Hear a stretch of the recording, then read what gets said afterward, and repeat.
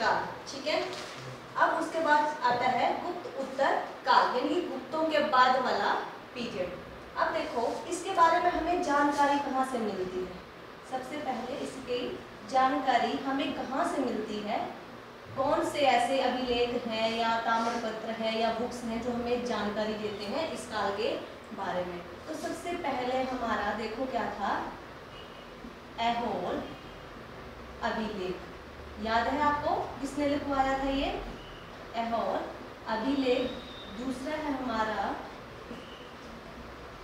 रासरंगिनी, तीसरा है हमारा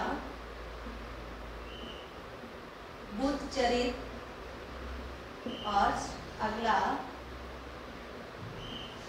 कादम्बरी, ठीक है। इनसे मिलती है हमें गुप्त उत्तर काल के बारे में जानकारी। ये देखो ये किसने लिखवाया था, पुलकेशियन द्वितीय ने, ठीक है। लिखा किसने था, लिखवाया तो इसने था। देखो राजा तो कोई जाके जो है वो अभिलेख नहीं लिखेगा, ताम्रपत्र नहीं लिखेगा, किसने लिखा था ये, रवि कीर्ति ने, ठीक है। और ये संस्कृत में है। अगला है हमारा रासरंगिनी, ये किसने लिखी है,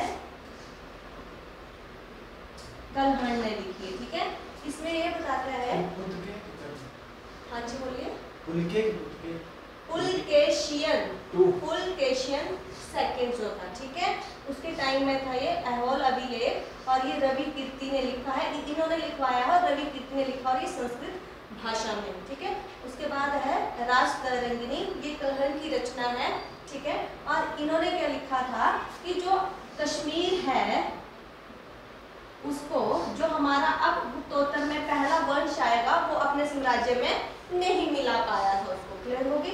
अगला है आपका बुद्धचरित, ये किसने लिखी है, बाण भट्ट ने, और ये भी किसने लिखी है, बाण भट्ट ने।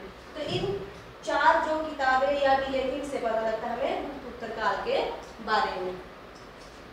तो चलो अब देखते हैं, ये जो मैम आपने कल लिखा कश्मीर, ये कलहण में लिखा है कि जो कश्मीर था उसको जो गुप्त उत्तर काल में वंश आएगा वो अपने साम्राज्य में नहीं मिला पाया था। अब आगे देखो ताकि आपको समझ आ जाए, पहले इसको समझ लो फिर लिखना, नोट्स की फॉर्म में मैं बता दूंगी, पहले समझ लो, ठीक है। अब देखो मैं पहले बोलती हूँ कि मेरी ड्राइंग जो अच्छी नहीं है तो मैं आप पे ध्यान मत देना। देखो यहाँ पे है आपका पंजाब और हरियाणा, ठीक है, पंजाब और हरियाणा। फिर उससे नीचे है हमारा कन्नौज। कन्नौज कहाँ पे पड़ता है, कहाँ पे पड़ता है, यूपी, ठीक है। उसके बाद आता है हमारा मालवा, एमपी वाला एरिया, ठीक है। और यहाँ जैसे है हमारा बंगाल, और यहाँ जैसे हमारा कामरूप, ठीक है। कामरूप जो है इसको आज के बोला जाता है असोम या असम। अब देखो जब गुप्तों का पतन हुआ, ठीक है, और हुणों के आक्रमण जो थे शुरू हो गए थे, आपको मैंने बताया था जो स्कंदगुप्त था उसने हुणों को हराया था, ठीक है। तो उसके बाद भी हुणों ने आक्रमण किए, और क्या वो उस टाइम एक तो पतन हो रहा था, ऊपर से हुणों के आक्रमण हो रहे थे, तो हमारा इंडिया एकदम छोटे छोटे छोटे भागों में बट गया था। आपने देखा था गुप्तों ने पूरे इंडिया पे राज किया था, मैक्सिमम सारे भारत पे राज किया था, फिर मौर्य वंश ने सारे भारत पे राज किया था। अब जो राजा आएंगे या तो उत्तर में राज करने वाले होंगे या फिर पश्चिमी में या फिर दक्षिण में, यानी कि पूरे भारत में कोई एक राजा नहीं होगा। जैसे मौर्य साम्राज्य ने, चंद्रगुप्त मौर्य ने भारत को एक सूत्र में बांधा था, ठीक है, कि पूरे भारत को विजय किया था, अखंड भारत का निर्माण किया था। तो वैसे अब नहीं है, कोई यहाँ छोटा सा राजा यहाँ है, कोई यहाँ पे, कोई यहाँ पे, ठीक है। तो यहाँ पे एक था, यहाँ जैसे पे चालुक्य वंश, ठीक है, चालुक्य वंश। अब देखो जो बंगाल का राजा है उसका नाम है शशांक, ठीक है, ये आता है। और कौन सा वंश है ये, गौड़ वंश, गौड़ वंश। क्लियर होगी, कौन सा वंश है, गौड़ वंश। अब ये जो हरियाणा वाले हैं इन्होंने अपनी राजधानी कहाँ बनाया, थानेसर, कुरुक्षेत्र वाला जो आज एरिया है हरियाणा, कुरुक्षेत्र वाला, ठीक है। अब देखो जब हमारा गुप्तों का पतन हुआ तो ये छोटे छोटे जो थे साम्राज्य जो थे, छोटे छोटे राज्य क्षेत्र जो थे उभरने लगे, ठीक है। उसके बाद क्या हुआ कि ये वाला जो शासक था, ठीक है, अब यहाँ पे लिख लो, इसका शासक था आपका ग्रह वर्मा, यहाँ लिख देती हूँ मैं नीचे। जो कनौज का शासक था उसका नाम था ग्रह वर्मा या फिर ग्रह वर्मन, या ये वाला, ठीक है। अब इसका नाम क्या था, ग्रह वर्मा, ग्रह वर्मन या ग्रह वर्मन जो भी था, ठीक है। और यहाँ के शासक का नाम था देवगुप्त। क्लियर हो गई। अब यहाँ वाले शासक का नाम उस टाइम पे क्या था, पुलकेशियन द्वितीय, जो भी मैंने बताया, जिन्होंने ऐहोल अभिलेख लिखवाया है, ठीक है। और यहाँ पे कौन सा था, पुष्यभूति या फिर वर्धन वंश, पुष्यभूति या वर्धन वंश।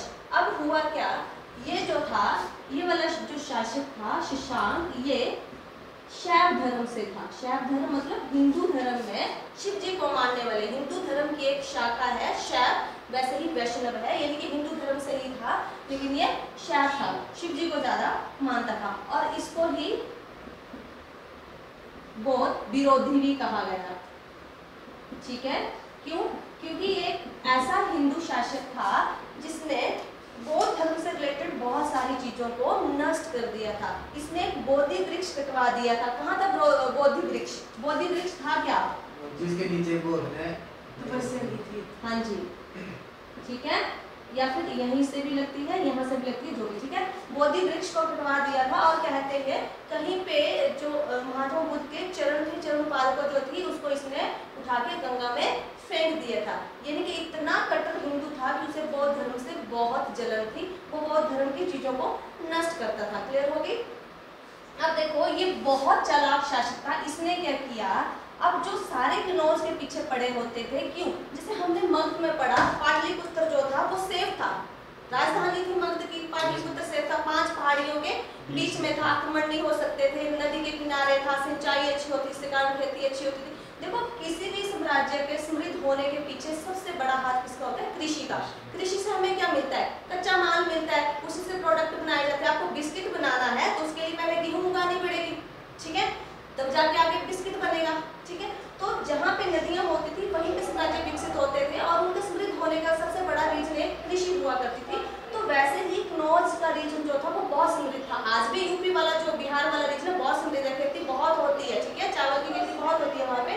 तो उस टाइम की बात है, तो सभी शासकों की सराउंडिंग में जितने भी शासक हैं, सभी शासकों की नजर किस पे रहती थी, कनौज पे रहती थी। तो देखो ये जो शासक था शशांक, इसने क्या किया कि इसने करी देवगुप्त के साथ दोस्ती, ठीक है, इसने प्लानिंग करी, इसने देवगुप्त के साथ दोस्ती करी और इन्होंने मिलकर किसको मरवा दिया, कनौज के शासक ग्रह वर्मन को, ठीक है। क्या किया कि बंगाल के राजा ने मालवा के शासक से दोस्ती करके कनौज के शासक को मरवा दिया। क्लियर हो गई ये चीज। अब देखो, और अब ये कनौज का जो शासक है ग्रह वर्मन, इसकी शादी हुई थी हरियाणा के जो शासक था उसकी बेटी से, ठीक है। ये हरियाणा वालों का दामाद था कनौज का जो शासक था, ठीक है। अब इन्होंने क्या किया कि इन्होंने इस देवगुप्त को मार दिया। क्लियर हो गई। क्या बोला मैंने कि बंगाल के शासक और देवगुप्त ने प्लानिंग करके कनौज के शासक को मार दिया, ठीक है। फिर हरियाणा वाले ने उस देवगुप्त को मार दिया, क्योंकि सामने तो यही आया था, युद्ध तो इसी ने किया, लड़ाई इसने की थी, तो हरियाणा वाले ने देवगुप्त को मार दिया। अब जो ये बहुत चालाक था, शातिर था, इसने क्या किया कि हरियाणा वाला जो शासक था राज्यवर्धन, उसको धोखे से इसने मरवा दिया। अब देखो ये पूरी की पूरी बेल्ट जो है वो खत्म हो गई है, खाली हो गई है, ठीक है। तो इसके बाद हम चलते हैं जो पहला वर्ष कैसे कैसे क्या क्या हुआ था, किसने कहाँ पे आक्रमण किया, वो पढ़ते हैं, ठीक है। ये वाला अगर तुम लोगों को समझ आ गया ना तो फिर इसमें कोई प्रॉब्लम नहीं है। क्लियर होगी, सभी को समझ आया? आंसर नहीं आते वही तुम्हारे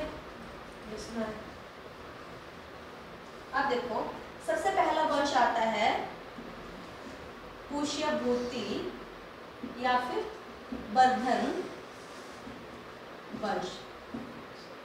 ठीक है, ये पुष्यभूति नाम के एक व्यक्ति ने शुरू किया था, इसलिए इसको पुष्यभूति वंश भी कहते हैं और वर्धन वंश भी कहते हैं। तो सबसे पहले देखो पुष्यभूति आया, उसके बाद प्रभाकर वर्धन आया, उसके बाद आया आपका, ठीक है। अब देखो इस प्रभाकर वर्धन के 3 बच्चे थे। सबसे पहले राज्यवर्धन, ठीक है, उसके बाद राज्यश्री, फिर आया आपका हर्षवर्धन। इसके 3 बच्चे थे, राज्यवर्धन, राज्यश्री और हर्षवर्धन। ठीक है, और इनको क्या बोला जाता है, मोखरी रानी। ठीक है, यही वो रानी थी जिसकी शादी जो थी किसके साथ हुई थी, कनौज वंश के राजा के साथ। कौन था,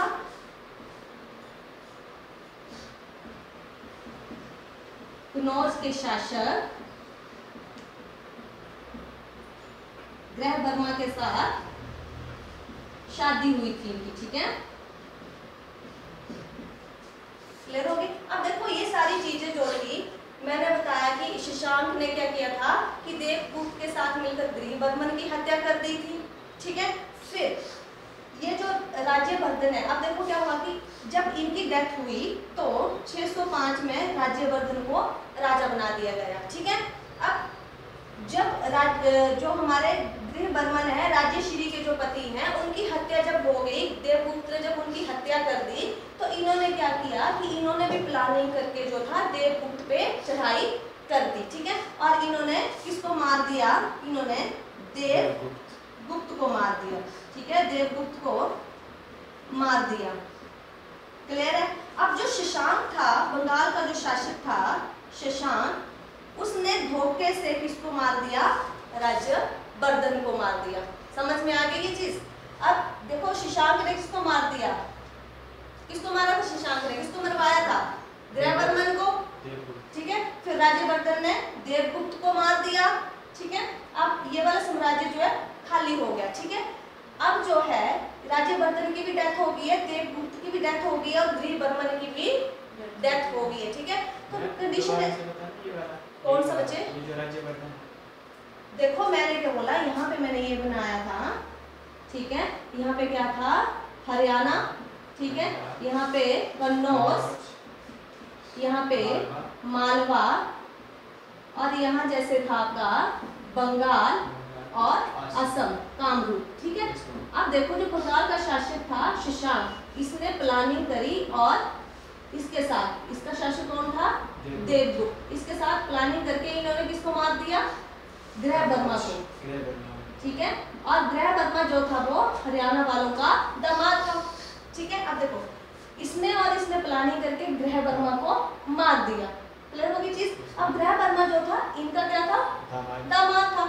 अब जो यहाँ वाले जो शासक हैं उन्होंने किसको मार दिया, देवगुप्त को, यानी कि किसने, राज्यवर्धन ने किसको मार दिया, देवगुप्त को मार दिया। क्लियर। अब जो शशांक है सारी प्लानिंग तो यही कर रहा है, पहले इसने इसके साथ प्लानिंग करके इसको मरवा दिया कनौज वाले शासक को।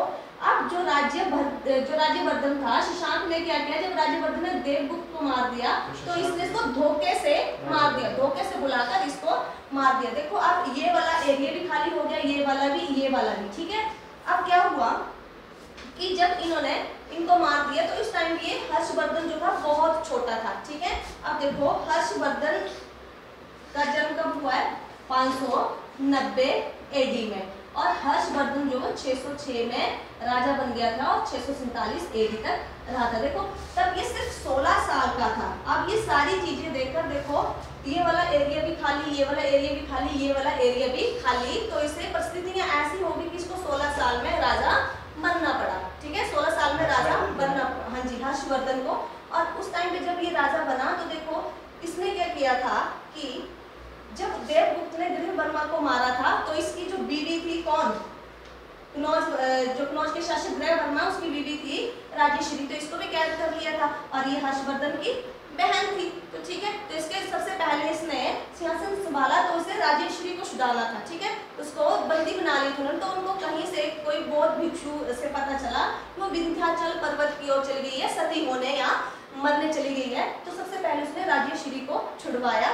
ठीक है, और राजेश्वरी को छुड़वा के देखो उसने क्या किया, वो कनौज की रानी थी तो कनौज में उसको बिठा दिया। ठीक है, कनौज में उसको बिठा दिया। क्लियर होगी। अब उसने क्या किया, खुद तो वो हरियाणा में राज कर रहा है, तो उसने पहले उनकी राजधानी क्या थी, थानेसर। अब उसने राजधानी कहाँ पे बदल ली, कनौज में। ठीक है, पहले कौन सी राजधानी थी इनकी, थानेसर, और अब राजधानी कौन सी बदल ली, कनौज। जब तक मैं ना बताऊं, जैसे मैंने अभी कनौज बताई, जब तक मैंने बताया नहीं कि राजधानी कौन सी है, तब तक कनौज ही रहेगी। ठीक है, तो यहाँ से आता है कि राजधानी परिवर्तन किसने किया था, थानेसर से कनौज किसने बनाई थी, तो किसने बनाई थी, हर्षवर्धन ने बनाई थी। ये वाला समझ आ गया आपको। ठीक है, अब नेक्स्ट चलते हैं, हर्षवर्धन के बारे में हम थोड़ा सा पढ़ लेते हैं।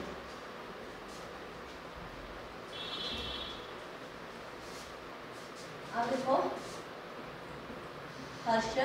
हर्षवर्धन।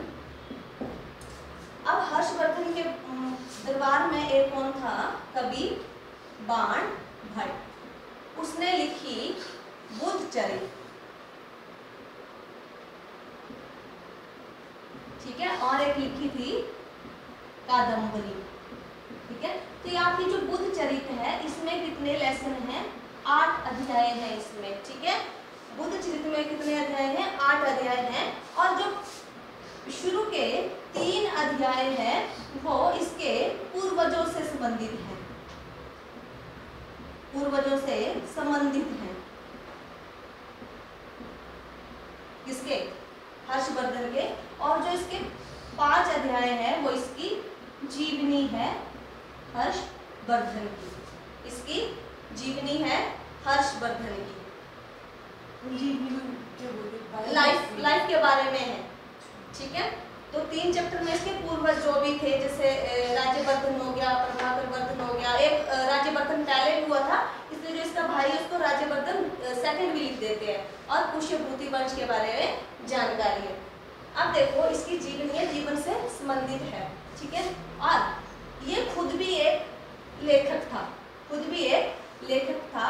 तो इसकी जो रचना है वो है रत्नावली और नागानंद और प्रियदर्शिका। ये इसकी खुद की लिखी हुई है। कई बुक्स में मिलता है कि किसी और से लिखवाई थी इसने, फिर पैसे वगैरह देके जो अपना नाम लिखवाया था। लेकिन जो भी हो, हाँ जी, ये खुद हर्षवर्धन ने लिखी है। तो जो भी रहा हो हम आज उसकी पढ़ते हैं। ये किसकी है, हर्षवर्धन की खुद की रचना है, रत्नावली, नागानंद और प्रियदर्शिका। इसकी 3 जो है वो खुद की है। ठीक है, अब इसके टाइम में एक जो था वो चीनी यात्री आया था जिसका नाम था हवेन सांग। हवेन सांग। पहले कौन आया था, चंद्रगुप्त द्वितीय के टाइम में फाइयान। ठीक है, और उसकी रचना, इसकी रचना थी सी यू की। उसकी रचना क्या थी, फो तो की, और इसकी सी यू की। इसकी है हवेन सांग की रचना। ठीक है, अब इसका टाइम पीरियड 629 से 645 और कई बार जो है वो 627 भी लिखा जाता है। ठीक है, इसकी इस किताब से पता लगता है कि उसका साम्राज्य कैसा था। और ये जो किताब है ये पश्चिमी देशों की यात्रा। ठीक है, उसने क्या टाइटल दिया था कि पश्चिमी देशों की यात्रा। ठीक है, उसमें ये पश्चिमी वाले थे ना, पश्चिमी यहीं से तो आया था। वो देखो वो चीनी यात्री था। अब देखो मैप में देखना, यहाँ से तो पर्वत है ना, यहाँ से तो कोई आ नहीं सकता। यहाँ से आएगा, फिर अफगानिस्तान, पाकिस्तान, फिर इंडिया आया था। और एक चीज और, ये जहाँ से आया था वहीं से वापस गया था। यानी कि यहाँ से आया, ये गंधार, पंजाब, बंगाल घूमा। ठीक है, कश्मीर घूमा, और फिर यहाँ से आके फिर सीधे इसी रास्ते से वापस गया था। लेकिन फाइयान आया तो कहाँ से था, उत्तर पश्चिम से आया था, लेकिन गया किससे था, दक्षिण से होकर, पूरब से होकर फिर चीन गया था। तो इनका पाथ भी कई बार पूछ लिया जाता है। ठीक है, तो ये जहाँ से आया था वहीं से वापस गया था। लेकिन फाइयान आया यहाँ से था, गया दक्षिण होके, फिर पूर्व होके, फिर चीन गया था। ठीक है, तो इसमें इसके बारे में पता चलता है, हर्षवर्धन के बारे में। अब देखो इन्होंने ये किताब कब लिखी है, 629 और 645 तक इंडिया में रहे, तो इसी बीच में इन्होंने किताब लिखी हुई है। ठीक है, और हेनसांग जो थे वो विश्वविद्यालय नालंदा में पढ़ने आए थे। ठीक है, और जब ये आए थे तो उस टाइम नालंदा का जो प्राचार्य था वो था शीलभद्र। यहाँ से क्वेश्चन बन जाता है शीलभद्र। लग गया पता? लिख लिया?